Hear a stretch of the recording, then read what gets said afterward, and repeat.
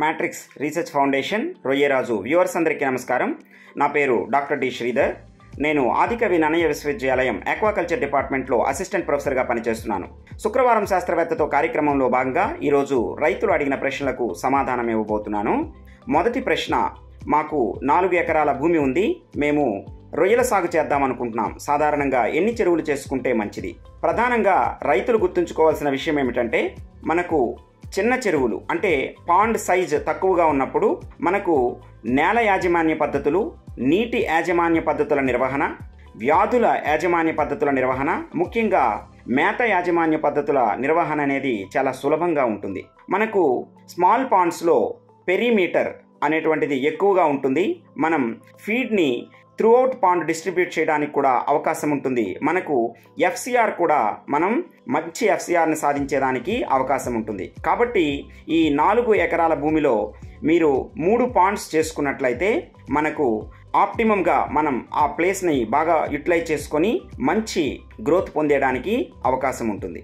రెండవ ప్రశ్న, రిజర్వాయర్గా చెరువులో ఎంత భూమి ఉండాలి? సాధారణంగా మనకు రిజర్వాయర్గా 20 నుంచి 25% భూమి ఉన్నట్లయితే అది మనకి కల్చర్కి అనుకూలంగా ఉంటుంది. మూడవ ప్రశ్న, చెరువులో ఒకవైపు చెక్ ట్రేలు ఖాళీ అవుతున్నాయి, వేరొక వైపు చెక్ ట్రేలు ఖాళీ అవటం లేదు, ఎందుకు? ప్రధానంగా ఇక్కడ గుర్తుపెట్టుకోవాల్సిన విషయం, మనం ఎయిరేటర్స్ పొజిషన్ని ఒకసారి చెక్ చేసుకోవాలి. ఆ చెక్ ట్రేలు ఎయిరేటర్కి దగ్గరగా ఉన్నట్లయితే మనకు అందులో ఫీడ్ ఖాళీ అయ్యేటువంటి అవకాశం ఉండదు.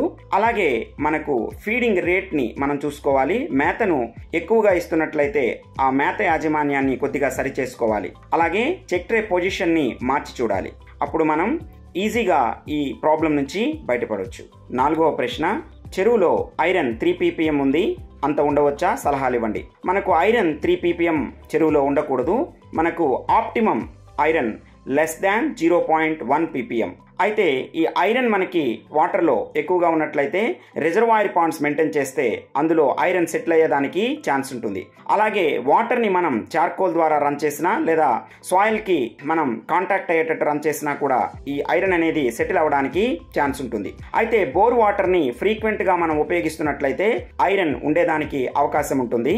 కాబట్టి మనకు ఐరన్ లెవెల్స్ <0.1 ppm ఉండేటట్లు చూసుకోవాలి. ఐరన్ లెవెల్ ఎక్కువగా ఉన్నట్లయితే మనకి మౌల్టింగ్ సమస్యలు అనేవి ఎక్కువగా వచ్చి మనకి రొయ్యలు ఇబ్బంది పడడం జరుగుతుంది. 5వ ప్రశ్న, చెరువులో నైట్రేట్ని ఏ విధంగా తగ్గించుకోవాలి? సాధారణంగా మనకు ఆక్వాకల్చర్ చెరువులలో అమోనియా అనేది నైట్రేట్గా మారుతుంది, నైట్రేట్ అనేది నైట్రేట్గా మారుతుంది. అయితే ఈ నైట్రేట్ లెవెల్స్ ఎక్కువగా ఉన్నప్పుడు పాండ్లో మనం సాల్ట్ని అప్లై చేసుకోవాలి. అలాగే nitrate oxidising bacteria like Nitrobacter strains ఉన్నటువంటి ప్రోబయోటిక్స్ని ఉపయోగించడం ద్వారా కూడా మనం నైట్రేట్ లెవెల్స్ని పాండ్లో తగ్గించుకోవచ్చు. మన రొయ్యరాజు యాప్ని డౌన్లోడ్ చేసుకొని లబ్ధి పొందండి.